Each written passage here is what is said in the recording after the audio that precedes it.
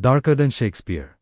You bet. Welcome to the Jacobean Age, the period in English history from 1603 to 1625, when King James I sat on the throne. If you thought Shakespeare's tragedies were intense, wait until you dive into the drama that came right after him. This era took the theatrics of the Elizabethan stage and plunged them into a world of cynicism, moral decay, and psychological horror. It's a fascinating, albeit grim, chapter in literary history, and today, we're going to explore what made Jacobean drama so uniquely unsettling and brilliant.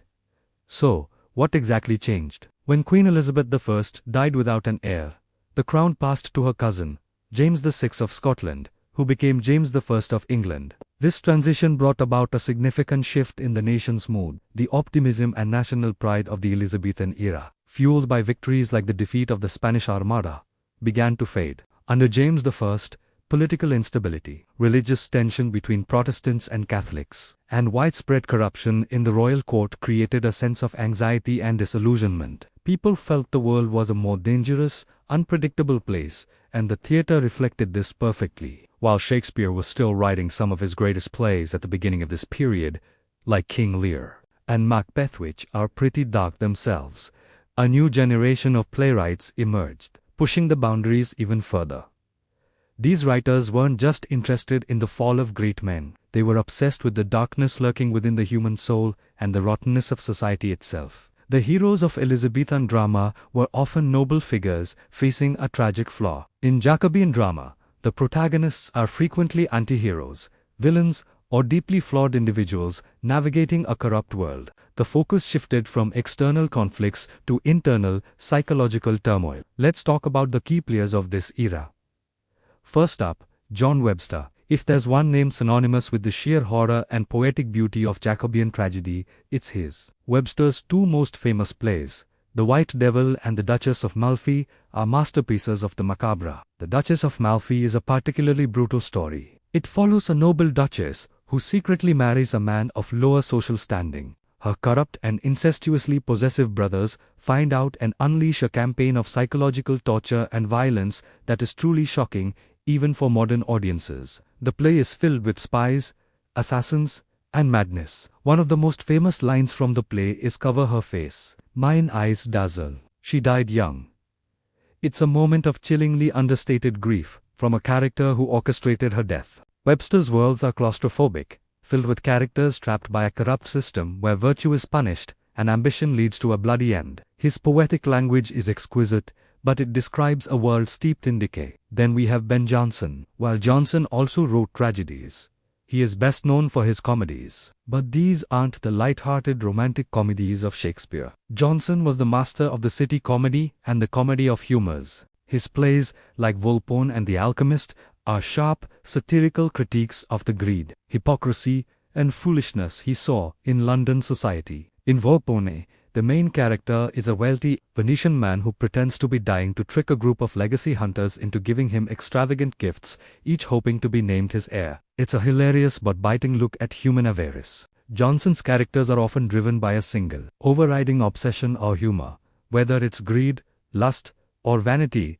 which makes them almost caricatures of human folly. His comedies lack the warmth of Shakespeare's. Instead, they offer a cynical, almost clinical, dissection of a morally bankrupt society. Another key figure is Thomas Middleton. Middleton was an incredibly versatile writer who collaborated with others, including Shakespeare, on Timon of Athens. His own work, especially tragedies like The Changeling and Women Beware Women, explores themes of sexual politics, moral compromise, and the corrupting influence of desire. The Changeling is a psychological thriller about a woman who, to get out of an arranged marriage, hires a man she despises to murder her fiancé. This single act of violence drags her into a spiral of blackmail and moral degradation. Middleton's plays are remarkable for their psychological realism and their unflinching look at the dark side of human relationships. He shows how one bad decision can lead to complete ruin, a common theme in the Jacobean worldview. So what are the defining features of a Jacobean play? First,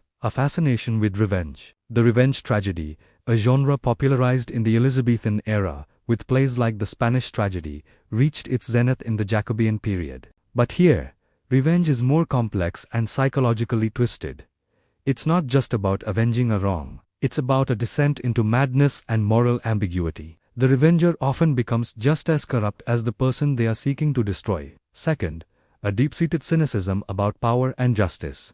Jacobean plays are set in corrupt courts, often in Italy, which English audiences saw as a hotbed of Catholic intrigue and vice. This Italian setting provided a safe distance for playwrights to critique the corruption they saw in their own English court. Kings, dukes, and cardinals are rarely noble. They are typically tyrannical, lustful, and scheming. Justice is rarely served, and the world is shown to be chaotic and meaningless. Third, an obsession with death, decay, and the macabre.